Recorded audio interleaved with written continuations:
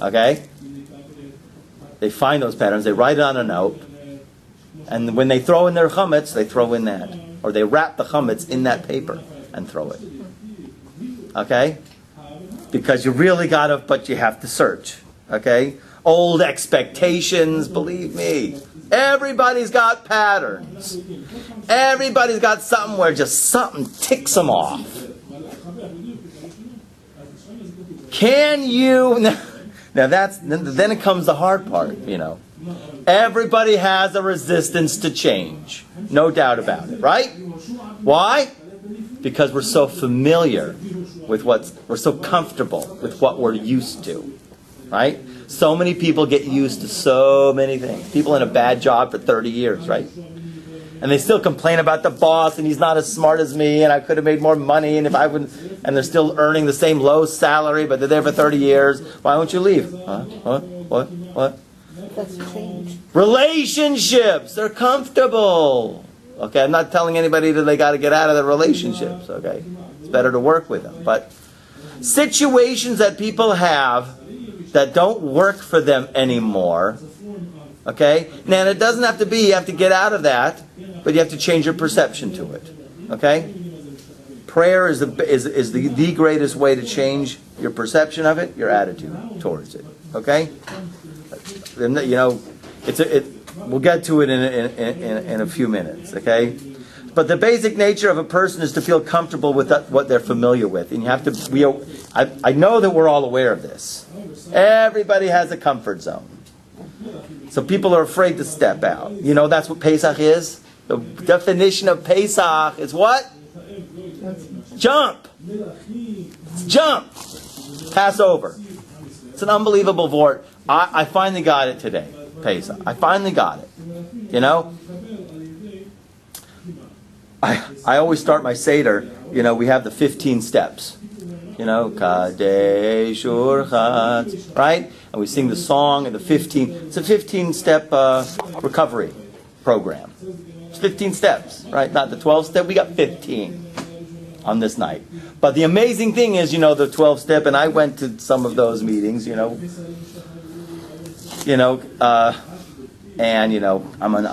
on step 3, and maybe a year later, I'm still on step 3. Maybe I'm step 4, maybe, step 5. Some people on step 1 still after 5 years. Tonight is Pesach. You jump over. You get to skip all madregas. You get to go directly to an unbelievable height of growth in one night. That's why it's called Pesach. Pesach means skip over. Hashem skipped over. Look what he did. He renewed all of creation, right?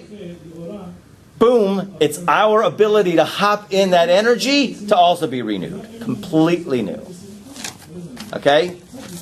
And you get to skip over. In other words, all 15 steps, one night, baby. One night. You can skip unbelievable heights to unbelievable heights of spirituality and ruchnius, as we know that's what happened that night. The reason why we had to leave, we spoke last week, was because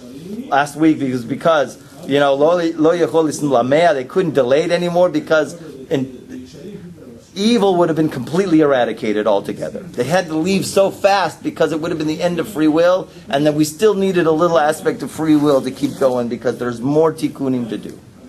We got out early. God took us out. We were supposed to be there 400 years. We were only there, 210 years. He skipped. He jumped. There's no cheshbonot on this night. You can go directly to go. Do not collect $200, right? Or collect $200, go like that. That's what it means. Skip, pass over. And you'll see the whole seder order of the night. It's not in order. You're going from slave food to free food, and you're leaning and you're not leaning, right? You start off with the leaning, the matzah, then you go to the maror, then you go to the slave food, and it's like, what's going on here? Rabbi Nachman says the best order is no order, believe it or not. Because you know why? It's got to slip in, and if you go logically, then the problem is the logical mind, the linear mind, is going to stop it. Yeah, problem is most we've been so accustomed with Western thinking to think linear. Everything's got to be a logical progression, But the problem is, if you'll ever learn Talmud, the way the Talmud is, it's associative thinking. It's a completely different way of thinking. You have to use intuition. You have to use logic, but you have to use intuition with it. And then you'll see the way it flows is sometimes it doesn't flow systematically. It's associated. Since we're on this topic, let's go to this topic. Oh, since we're on that topic, and then it just flows from topic to topic. So we're enslaved to certain ideas. That's our chametz. We're enslaved. We all have a certain levels of slavery. The chametz is the slavery, the negative thoughts, the negative patterns. So that's when we have to come to these 3 steps, which is the bedika, the checking. That fixes according to Sfas Emes, your nefesh, the lowest level of your soul, because you have to do it with your physical body. Right? You have to do the burning. And then you have to do with the bittul. You even do the bittul really the night and the day, right? A bittul is a nullification. You have to make a declaration with your mouth to nullify. Okay? So, stale habits, maybe were good, maybe they were sweet, maybe they were helpful, but now they're damaging. You have to really seek out. Okay? And the real issue is that so many people forgot to believe in matzah. We forgot to believe in matzah. What do I mean by forgot to believe in matzah? You got to believe in the matzah. Right? We spoke a little bit about what the definition of matzah is last week. The matzah means strife. And now most people will say, I hear that, I feel that right in my stomach, right? But Rabbi Nachman said strife is when those thoughts try to get into your mind, so you have to fight them. When those extraneous thoughts, those non-Torah dika thoughts, start to get into your mind, hate, old defense mechanisms, screaming, like you're used to screaming at your spouse, right? Oh, well, that's the way my father always screamed. That's the way his father, or that's the way my mom was at home. She would scream. So that's not so helpful anymore in a relationship, right? So we stop believing in matzah, but matzah is something greater, because like I said, when water hits the wheat, right? If you don't interfere, so it then becomes chametz. Okay, we have a situation where the matzah, the water hits the wheat, we bake it right away. It becomes a matzah. So what is that? So what is that matzah? So in Mishlei, King Shlomo, he brings the great dichotomy between the Yetzer Tov and the Yetzer Hara. We say chametz is Yetzer Hara, matzah is Yetzer Tov. And the language that he brings is, what is it? Better. I'm going to try to phrase it in English. Better a poor wise child than an old foolish king. So he equates. The evil inclination is called the old foolish king. Why is he an old foolish king? So we say that the evil inclination basically comes into a person. The Gemara explains when a person is born.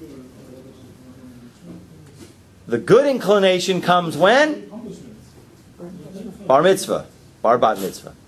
That's when the good inclination comes. New level of consciousness. Only starts to come then.